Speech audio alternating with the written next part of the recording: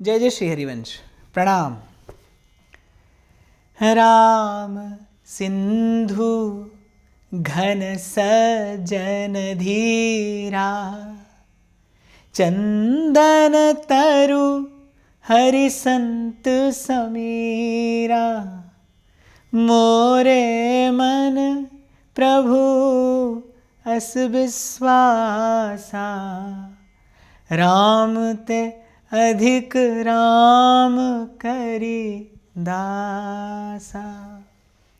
संतों की महिमा का गान बड़े ही सुंदर और मधुर शब्दों में श्री गोस्वामी जी करते हैं और बड़ी प्यारी बात कहते हैं। राम सिंधु, प्रभु कैसे हैं? समुद्र। घन सज्जन धीरा, और संत कौन है? बादल। चंदन तरु हरि संत समीरा। और देखिए बड़ी विचित्र बात है, कोई प्यासा हो लेकिन खड़ा हो समुद्र के किनारे, क्या है उसके सामने? अपार जल राशि, अनंत जल राशि, लेकिन एक चुल्लू भर जल उस अपार जल राशि से पीकर अपनी प्यास नहीं बुझाई जा सकती। समुद्र का जल सीधे सीधे पीने योग्य नहीं होता, पर वही समुद्र का जल जब मेघ बरसाते हैं वर्षा के जल के रूप में तो बड़ा मधुर हो जाता है, औषधीय गुणों से युक्त होता है। ऐसे ही श्री गोस्वामी जी कहते हैं कि सीधे सीधे जीव नहीं जा सकता प्रभु के निकट। देखा जाए तो प्रभु तो सदा हैं, सर्वदा हैं, सर्वत्र हैं, पर कहाँ आपके मेरे उर अंतर का ताप दूर होता है? कहाँ आपको मुझे आत्म शांति मिलती है? कहाँ आप और मैं प्रेम की अनुभूति कर पाते हैं? इसीलिए पहले भी कई बार मैंने निवेदन किया, आत्मा और परमात्मा के मध्य में जब तक महात्मा नहीं आता तब तक संपर्क, संबंध नहीं बनता। और जब तक संबंध ना हो तब तक कैसा सुख और कैसा आनंद। संबंध से ही तो सब भावनाएं हैं, संबंध से ही सुख है, संबंध से ही दुख है, संबंध से ही आनंद है। तो जब तक संत न आए जीवन में, प्रभु से संपर्क तो है पर संबंध नहीं बनता, और बिना संबंध के आत्मीयता नहीं होती, और बिना आत्मीयता के भजन का रस नहीं मिलता, भजन का सुख नहीं मिलता। और जब तक भजन का रस नहीं है तब तक भजन परिश्रम है, तब तक भजन प्रयास है। यद्यपि प्रयास भी स्तुत्य है, भजन का प्रयास भी अभिनंदनीय है, पर फिर भी भजन तभी वस्तुतः भजन है जब भजन होने लगे, और ये होता है भाई संत की कृपा से। तो गोस्वामी जी कह रहे सीधे सीधे प्रभु नहीं मिलते, लेकिन प्रभु की वही कृपा जब संत बरसाता है, प्रभु का वही कृपा प्रसाद जब संत देता है। हरिराम व्यास जी की चर्चा जब हो रही थी तब मैंने आपसे कहा था कि जीव का कल्याण करने वाली शक्ति तो एक ही है, और वह प्रभु की कृपा शक्ति। वही भिन्न भिन्न संतों के रूप में प्रकट होती है, मूर्तिमान होकर अवतरित होती है, और अस्मदादि जीवों के कल्याण का संकल्प करती है, तो हमारा कल्याण होता है। शक्ति प्रभु की है, शक्ति प्रभु की ही है, एक प्रभु की सत्ता है। एको हम द्वितीयो नास्ति, दूसरा तो कोई है नहीं, तो किसी दूसरे की बात ही कहाँ से आएगी? लेकिन वो प्रसाद हम तक पहुंचाता संत है, इसीलिए अनुग्रह संत का है। और इसीलिए गोस्वामी जी कह रहे हैं, मोरे मन प्रभु अस विश्वासा, राम ते अधिक राम करी दासा। राम सिंधु घन सज्जन धीरा, चंदन तरु हरि संत समीरा। भगवान तो चंदन का वृक्ष है, एक स्थान पर विराजमान। और संत क्या है? संत वो वायु है जो उस चंदन के वृक्ष की सुगंध को, उसकी शीतलता को दूर तक प्रसारित करता है। और मैं तो अवश्य आपको ये बात कहूँगा, क्योंकि इसमें कहीं थोड़ा सा मेरा अपना अनुभव भी छिपा है कि भाई जीवन में प्रभु के आगमन की सूचना, जीवन में प्रभु के आगमन की सूचना, वो शीतलता, वो पवित्रता संत ही लेकर आता है। संत से ही जिसने भक्ति पाई है उसी की भक्ति सुफला हुई है, उसी की भक्ति सुधन्या हुई है। मीरा जी, जिनका जन्म ही हुआ संसार में कृष्ण प्रेम प्रसारित करने के लिए। देखो, भगवान के 3 प्रकार के भक्त होते हैं। एक है भगवान के नित्य सिद्ध भक्त, एक है भगवान के साधन सिद्ध भक्त, एक है भगवान के कृपा सिद्ध भक्त। कुछ ऐसे हैं जो भगवान की अहेतु की कृपा से सध जाते हैं, कुछ ऐसे हैं जो दीर्घ काल तक भक्ति का साधन करते हैं और सिद्धि प्राप्त करते हैं। पर कुछ ऐसे हैं जो भगवत स्वरूप हैं, जो भगवान के निर्जन हैं, जो नित्य पार्षद हैं, जो भगवान के नित्य सिद्ध भक्त हैं। जब से भगवान है तब से वो हैं। तो मीरा जी तो भगवान के नित्य सिद्ध परिकर में से हैं। मीरा जी इस संसार में कृष्ण प्रेम प्राप्त करने नहीं आई हैं। मीरा जी तो संसार में कृष्ण प्रेम का प्रसाद बांटने आई हैं। वो तो कृष्ण प्रेम को वितरित करने के लिए आई हैं। पर मीरा जी के जीवन में भी अगर हम देखें तो मीरा जी को जब जब प्रभु की सेवा मिली, प्रभु की भक्ति मिली, तो एक सिद्धांत की प्रतिष्ठा के लिए ही भले प्रभु ने लीला की, पर की मीरा जी को जब जब प्रसाद मिला संत के ही हाथ से मिला। हरिनाम व्यास जी की चर्चा मैंने की। हरिनाम व्यास जी के जीवन का एक छोटा सा प्रसंग मैं आपको निवेदन करूं कि जब श्री हरिनाम व्यास जी आए वृंदावन पहली बार, श्री महाप्रभु जी का दर्शन किया और दर्शन करते ही वो बिक गए, बिन मोल बिक गए, महाप्रभु जी के चरणों के दास हो गए। व्यास जी ने पदे पदे गाया कि रसिकन कृपा करी तब पायो हरिवंश, और जब हरिवंश कृपा करी मिटे व्यास के संश। व्यास जी ने पदे पदे गुरु की महिमा गाई। व्यास जी रहने लगे वृंदावन धाम में, व्यास जी की उत्कट प्रीति। लेकिन राजगुरु थे, बड़ा लंबा चौड़ा परिवार था, बार बार पीछे से एक बाधा उपस्थित होती थी। कभी परिवार के जन आग्रह करते थे कि आप वापस ओरछा चलिए। एक बार तो राजा मधुकर शाह हठ पर ही अड़ गए, 100 ब्राह्मण भेज दिए कि हरिराम व्यास जी को लिए बिना ना आइएगा, मेरे गुरुदेव को लिए बिना ना आइएगा। बार बार व्यास जी के भजन में विक्षेप उपस्थित होता था। व्यास जी को अखंड वृंदावनवास, व्यास जी को सुखद वृंदावनवास कब मिला? जब व्यास जी के गुरु, व्यास जी के सदगुरु श्री हित हरिवंश महाप्रभु ने कहा, व्यास जी अब आप वृंदावन का वास करिए। व्यास जी वृंदावन वास अपने प्रयास से भी कर रहे थे, लेकिन बार बार विक्षेप उपस्थित होता था। लेकिन जिस दिन श्री महाप्रभु ने कहा अब आप अखंड वृंदावन वास करिए, वृंदावनेश्वरी आप पर सदा कृपा रखें, उसके बाद व्यास जी ने वृंदावन वास तो किया, लेकिन साथ साथ में वृंदावन वास का सुख पाया। उससे पूर्व वृंदावन वास था, लेकिन इस गुरु के प्रसाद देने के बाद वृंदावन वास का सुख मिला। बहुत लोग प्रश्न करते हैं कि अगर नाम ही जपना है और भगवान का नाम तो सबके लिए प्रकट है, तो फिर गुरु से लेने की आवश्यकता क्या है, इसमें क्या विशेषता है? तो मैं ऐसा कहता हूँ कि गुरु से जब प्रसाद मिलता है ना, और व्यक्ति सिमरन करता है, नाम की कमाई करता है, फिर उस कमाई में बरकत पड़ती है, फिर भजन का वस्तुतः सुख प्राप्त होता है। और महाराज कहते हैं कि गुरु प्रसाद से जो सुख पाया है, सुख तेरा दित्ता लइए, वो उसी के दिए मिलता है। तो मीरा जी की चर्चा आज मैंने आपसे की कि जो कृष्ण प्रेम का प्रसाद बांटने के लिए आई, जो स्वयं मूर्तिवान कृष्ण प्रेम हैं, जो कृष्ण की नित्य सिद्ध भक्ता हैं, उनके जीवन में भी जब जब उनको कोई कृपा प्रसाद मिला, भले वो प्रभु का नाम हो या प्रभु की सेवा हो या प्रभु की लीला कथा हो या वृंदावन धाम हो, उन्हें जब जब प्रभु के नाम रूप लीला और धाम का प्रसाद मिला किसी संत के ही माध्यम से। तो मैं फिर कृपा मनाऊं प्रभु की कि उन्हीं प्रभु की कृपा से, उन्हीं के प्यारे संतों की किंचित चर्चा आप और मैं बैठकर कर रहे हैं। आज से हम श्री मीरा जी की वाणी का चिंतन आरंभ करेंगे। एक बार मीरा जी के प्रिय श्री कृष्ण नाम का उच्चारण कर लेते हैं।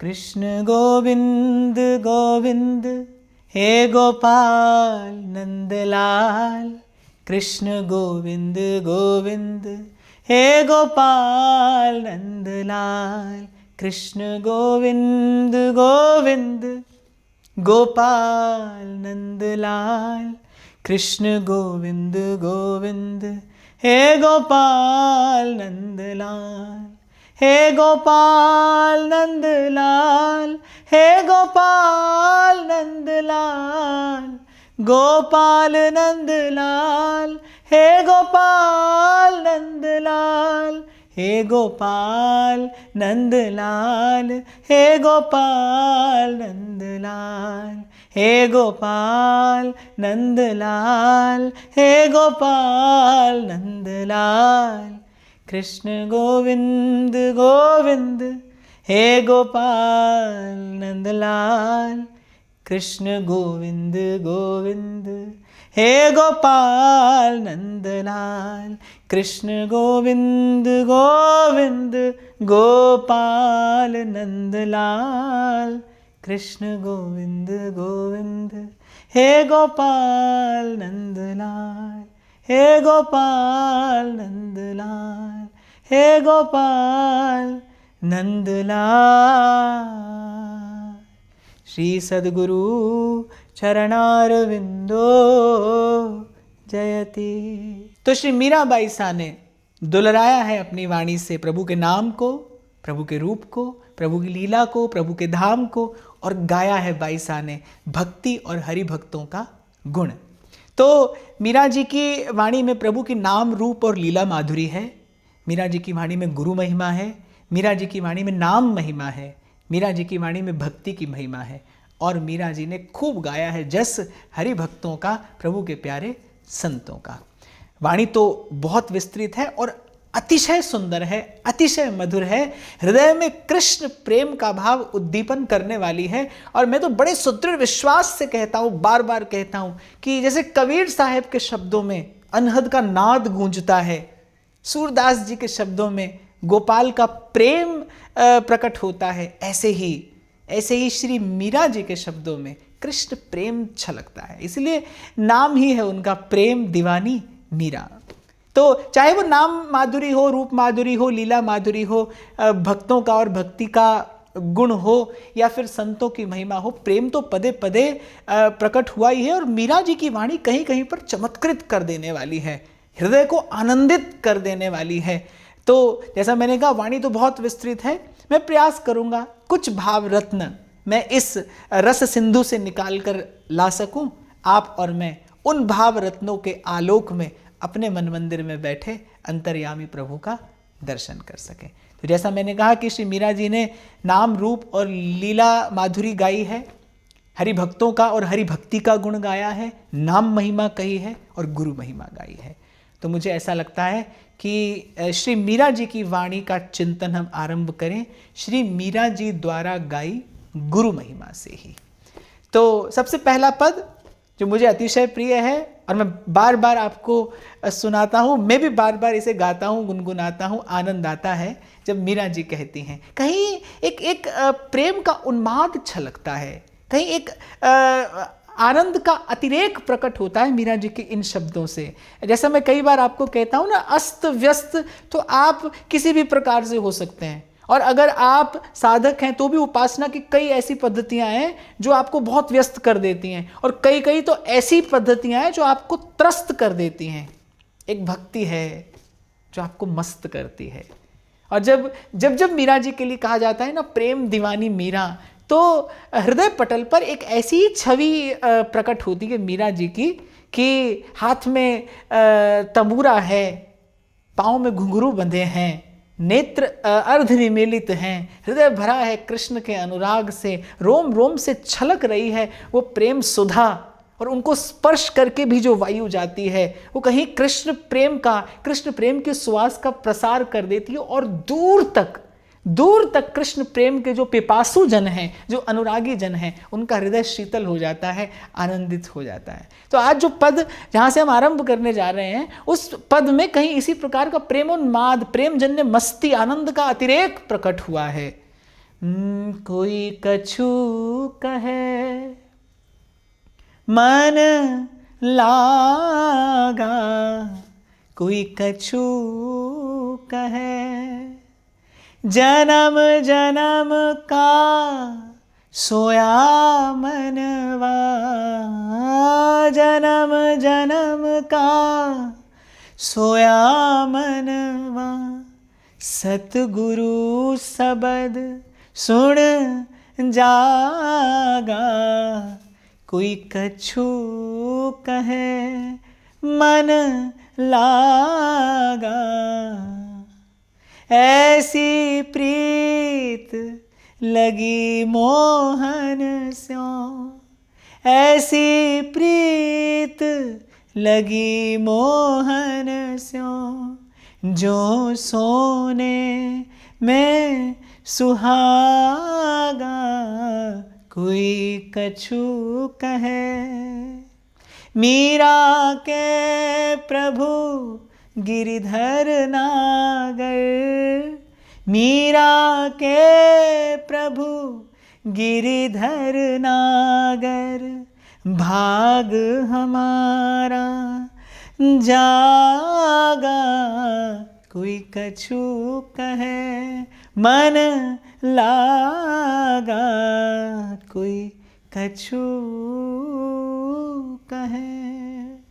और ये तो कहने की आवश्यकता नहीं कि संत की वाणी तो गागर में सागर होती है, बहुत थोड़े में बहुत कुछ कह देता है संत, और जो कहता है वो अत्यंत प्रभावशाली इसलिए होता है क्योंकि उन शब्दों में सत्य की गुंजार है, सत्य का स्पंदन है, सत्य की ऊर्जा है, सत्य का आलोक है, सत्य का प्रकाश है।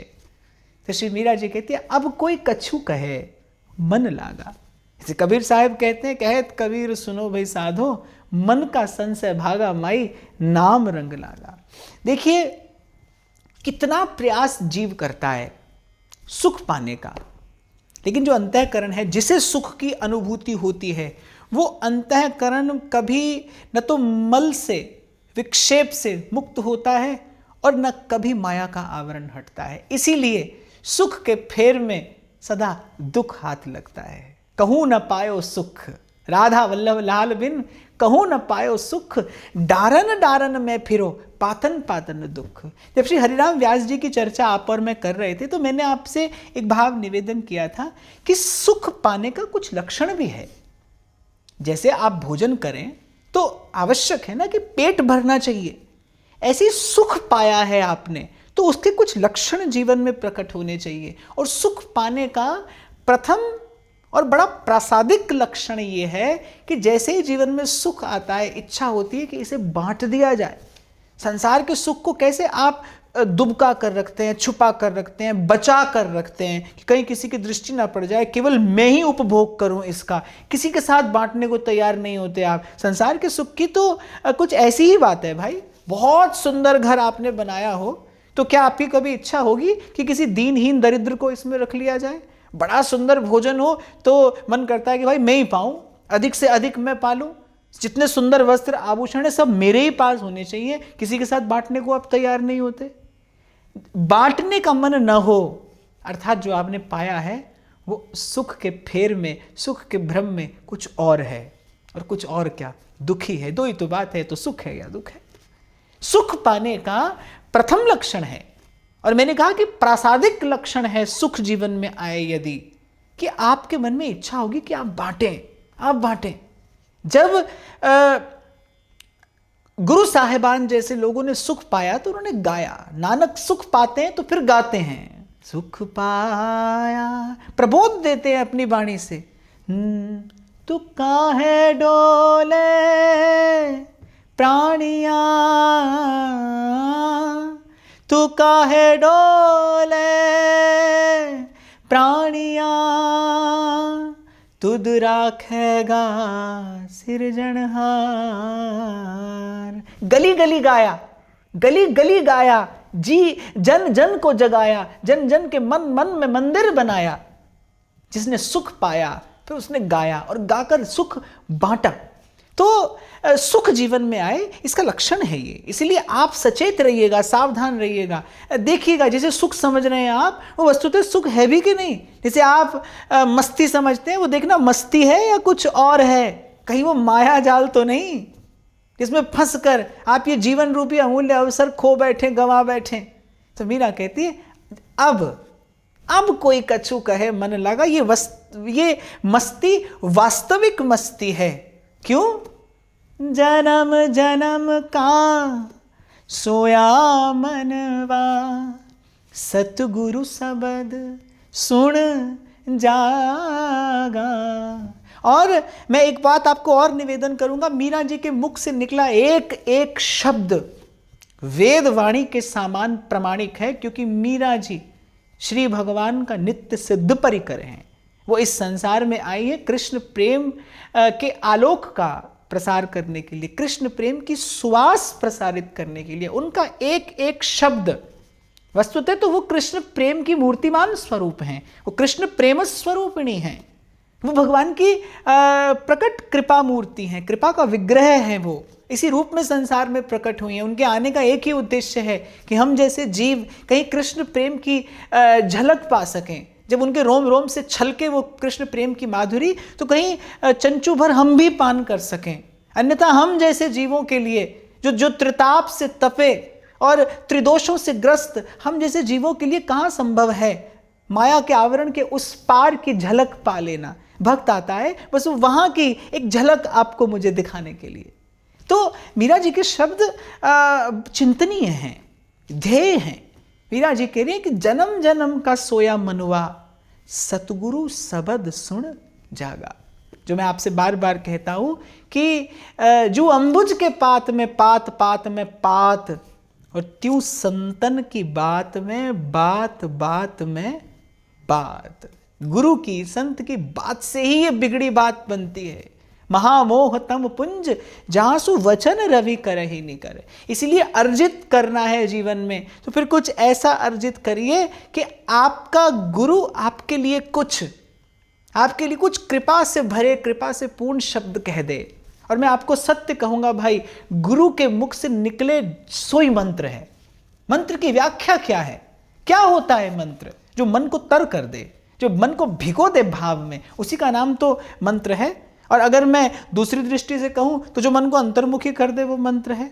जो बहिर्मुखता मिटा दे, जो संसार की असारता का बोध करा के आपके मन को अंतर्मुखी कर दे और अंतर को देखना सिखा दे, स्वयं को समझना सिखा दे, वही तो मंत्र है। कम से कम भक्ति के मार्ग पर तो मंत्र यही है भाई। यहाँ किसी रिद्धि सिद्धि को प्राप्त करने के लिए कोई जप अनुष्ठान तो किया नहीं जाता, ना ही यहाँ पर बैठकर गिनकर माला की जाती है, और ना ही यहाँ पर बैठकर यह विचार किया जाता है कि कौन सी उंगली से माला हो रही है और कहीं सुमेरु का लंघन तो नहीं हो गया। मेरे गोस्वामी जी तो कहते हैं, अरे तुलसी मेरे राम को रीज बजो या खीज, भूमि पड़ा जामे सभी उल्टा सीधा बीज। मंत्र होता क्या है? मंत्र वो नहीं है जो खींचतान के आपने जीवन में पाया है। मंत्र तो वो है जो कभी गुरु के मुख से सहज आपके लिए प्रकट हो गया है। जो मैं बार बार आपसे कहता हूं ना, कुछ ऐसा करिए कि आपके गुरु के संकल्प में आपके लिए थोड़ा सा स्थान बन जाए। कभी कृपा से पूरित होकर आपका गुरु आपके लिए कुछ कह दे, आपसे कुछ करने के लिए कह दे, आपको कोई आज्ञा दे दे, आपको कोई आज्ञा दे दे। जो निकले गुरु के मुख से सोई मंत्र है भाई। यदि निष्ठा है, यदि विश्वास है, यदि नहीं करते आप गुरु में मनुष्य बुद्धि, यद्यपि जो मैं कह रहा हूं इसे साधना बहुत कठिन है, बहुत कठिन है। गुरु को एक देह से अधिक और क्या देख पाते हैं हम, क्या समझ पाते हैं हम। इसीलिए तो जीवन भर बस दैहिक रूप से उसी के पीछे भागते दौड़ते रहते हैं। अभी कुछ काल से जब ये सब आरंभ हुआ और मैं वृंदावन में रह रहा था, तो कितनी बार लोग आते थे कि एक बार महाराज जी से आशीर्वाद मिल जाए, एक बार आशीर्वाद मिल जाए, बहुत समय हुआ उनका दर्शन नहीं हुआ। देखिए आपकी भावना आदरणीय है, पर मैं यहाँ पर एक बात कहना चाहता हूँ कि मैं अपने निजी जीवन में केवल एक साधक हूँ, केवल एक साधक। और कभी कभी तो अपनी ओर देखता हूँ तो मुझे लगता है कि अभी तो ठीक ठीक से मैं शिष्य भी नहीं बना। और फिर जब कृष्ण के रूप में जगत गुरु हो और जगत के गुरु के रूप में स्वयं श्री कृष्ण विराजमान हो, दूसरा गुरु कौन है और कहाँ से आया है? मैं तो समझता हूँ कि हाँ, अवश्य किसी के प्रति आप आदर बुद्धि रखते हैं, सदा रखिए। जिससे आपने कुछ पाया है उसके लिए सदा एक समर्पण का भाव मन में, जीवन में रहना चाहिए। पर गुरु से आध्यात्मिक संबंध जोड़िए। मैं इस बात पर बल देता हूं कि यदि आप किसी में वस्तुतः गुरु बुद्धि रखते हैं तो उससे एक आध्यात्मिक संबंध जोड़िए। और यदि आपका एक आध्यात्मिक संबंध है, यदि आपके देह का नहीं, आपके मन बुद्धि का नहीं, यदि आपका, क्योंकि आप ना देह हैं, ना मन है, ना बुद्धि हैं। चिदानंद रूपः शिवोहम शिवोहम। यदि आत्मा से आपका संबंध जुड़ा है तब आपके जीवन में ये भागदौड़ नहीं रहेगी। आप किसी ऊहापोह में नहीं रहेंगे, आप किसी खींचतान में नहीं पड़ेंगे। अरे किस प्रकार से संतों ने गुरु पाया और किस प्रकार से गुरुजनों से संतों ने वस्तु पाई, कभी बैठकर उसका चिंतन तो करिए। कथा तो बहुत सुनते हैं आप, श्रवण तो बहुत करते हैं, पर शायद चिंतन और मनन उतना नहीं हो पाता। अरे गंगा की सीढ़ी पर लेटे थे कबीर, और कबीर जी के मन में इस बात का हट था कि भाई मुझे प्रभु का नाम तो गुरुमुख से ही श्रवण करना है। गंगा के घाट की सीढ़ी पर लेट गए, जगत गुरु भगवान पधारे, चरण जो था उनका कबीर जी के मस्तक पर जा लगा। अरे ब्रह्म मुहूर्त की बेला है, कौन सोया है, अरे उठ राम राम कहे, और बस नाचने लगे कबीर जी। हो गई दीक्षा। क्या सुना, क्या सुना जगत गुरु के मुख से कबीर साहेब ने, अरे अब तक सोया है, उठ राम राम कहे। कबीर ने कहा कि मैं तो सोया था विषय के मंदिर में, गुरु ने उठा दिया और केवल जगाया नहीं, केवल जगाया नहीं, अपनी कृपा से मुझे स्नान करा के राम का नाम देकर मेरा सदा सदा के लिए श्रृंगार कर दिया। कबीर कहते हैं अब तो मैं सजा संवरा कबीर हूं। हरि मेरो पियो मैं राम की बहुरिया। नाचने लगे कबीर। ये कबीर की दीक्षा हुई, ये कबीर साहब की दीक्षा हुई। बड़ी विचित्र दीक्षा हुई और वैसी ही विचित्र उन्नति भी कबीर साहब ने की। कबीर जहां पहुंचे वहां अशक्य ही है, लगभग असंभव ही है किसी और का पहुंचना भाई। तो मेरा कहने का तात्पर्य आपको ये था कि हम संत वाणी का आश्रय ले रहे हैं और इसी प्रकार के रहस्य कई संतों के शब्दों में छिपे हैं। गुरु से आध्यात्मिक संबंध हो आपका। अब आप कहेंगे कि तो क्या कभी गुरु का दर्शन नहीं करें? आप तो ऐसी बात कर रहे हैं, अरे बड़ी इच्छा होती है गुरु के पास जाने की। जाइए ना, भीतर उतरिए, भीतर उतरिए और वस्तुतः गुरु के निकट जाइए, गुरु के समीप जाइए, गुरु की गुरुता का अनुभव करिए, गुरु के गौरव का दर्शन करिए, गुरु की महिमा का अनुभव करिए और फिर गुरु से प्राप्त वस्तु का आस्वादन करिए। मैं तो शुभ कामना करूंगा आपके लिए कि हो सकता है कभी आप मेरी बात समझ पाएं। मैं ये नहीं कह रहा कि गुरु के दर्शन का कोई महत्व नहीं है। गुरु के दर्शन में, प्रभु के दर्शन जैसा ही आनंद है। पर मैं कहने का तात्पर्य ये था मेरा कि भाग दौड़ ना हो आपके जीवन में। केवल शारीरिक रूप से गुरु के साथ रहने की चेष्टा ना करिए, केवल शारीरिक रूप से गुरु के पीछे ना भागिए। वो उससे अधिक भी है और वो उससे अधिक ही है और वो उससे अधिक बहुत कुछ है, बहुत कुछ है। मैं यद्यपि ये थोड़ी अंतरंग बात है पर फिर भी मैं आपसे निवेदन कर रहा हूं कि कुछ एक लोग शायद दीक्षित हुए होंगे और मैं तो जब दीक्षा का क्रम होता है तो मैं तो सबसे पहली बात ये कहता हूं कि जो मुझ में गुरु बुद्धि रखता है उसको मुझे वचन देना होगा कि वो आजीवन श्री महाप्रभु जी के चरणों का शिष्य ही स्वयं को स्वीकार करेगा। वही हैं जो आपको मुझे वहां ले जा सकते हैं जहां विराजे राधा रानी। आप और मैं उनके चरणों से लगकर ईमानदारी से भजन करें, बस बड़ी बात यह है। पर कितने ऐसे लोग हैं, मेरे पास संदेश आते हैं, पत्र आते हैं, कितने ऐसे लोग हैं जो कभी मुझसे नहीं मिले, केवल श्रवण करते हैं और अपने जीवन को साधने का प्रयास कर रहे हैं और उनकी बात बन रही है। जी हाँ, उनकी बात बन रही है। कहने का तात्पर्य मेरा यह है कि अगर आपके पास निष्ठा है, श्रद्धा है, विश्वास है तो बस शब्द कार्य करेगा। जहां जो मीरा जी ने कहा, जो इस पंक्ति का विस्तार करने की मैंने चेष्टा की कि जन्म जन्म का सोया मनवा सतगुरु सबद सुन जागा। और मैं तो कहता हूं कि ये विज्ञान का चमत्कार कह लीजिए, प्रभु की कृपा तो निश्चित रूप से है ही, पर साधन का सदुपयोग कर पाए हम कि ऐसे काल में भी भाव से जुड़े रहे, इन दिव्य शब्दों का, इन सात्विक शब्दों का, इन शुद्ध विचारों का, इन सद्भावों का आदान प्रदान इस माध्यम से होता रहा। बहुत लोगों ने इन चर्चाओं का आनंद उठाया, बहुत लोगों ने प्रभु की कृपा की अनुभूति की और मुझे प्रसन्नता ऐसी बात की रही कि मैं भी इसी प्रकार से प्रभु की सेवा में लगा रहा।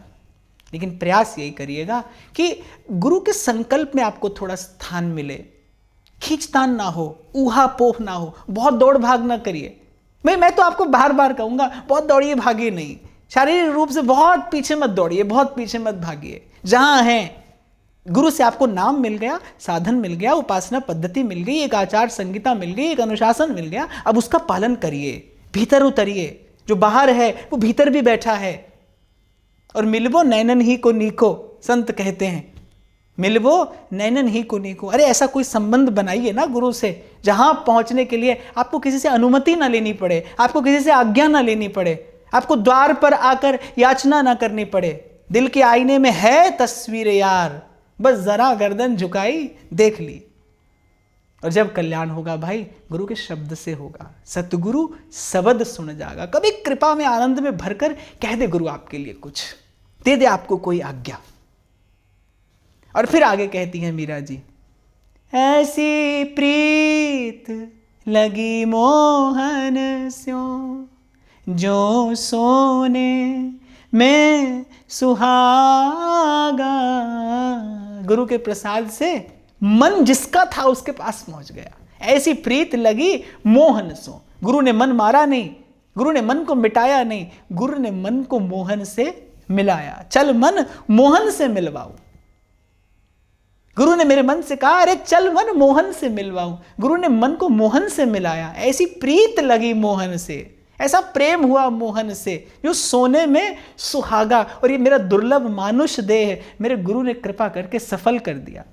मीरा के प्रभु गिरिधर नागर, अरे भाग हमारा जागा।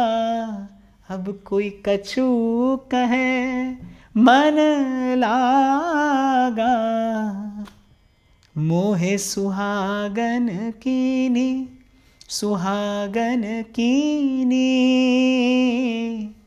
मोहे सुहागन कीनी रे, मुझसे नैना मिले। और मीरा जी के इस प्रथम शब्द को अगर सुनिए, इसमें से कुछ चुनना हो तो ये चुनिएगा कि ले जाइए अपने आप को, अपने अस्तित्व को वहां जहां ना संसार का सुख आपको आकर्षित करे, ना संसार का दुख आपको पीड़ित करे, ना संसार का सम्मान पाकर आप हर्ष से फूल जाएं, और ना कभी निंदा के शब्द आपको विचलित कर पाएं। लेकर जाइए अपने मन को वहां जहां अपने गुरु से, अपने इष्ट से मिलने के लिए आपको किसी की याचना ना करनी पड़े, आपको किसी से आज्ञा अनुमति ना लेनी पड़े। और वो देश है भाई, और वहां इन संतों के शब्दों का चिंतन करके पहुंचा भी जा सकता है। विचार करिएगा। श्री हरिवंश। प्रणाम।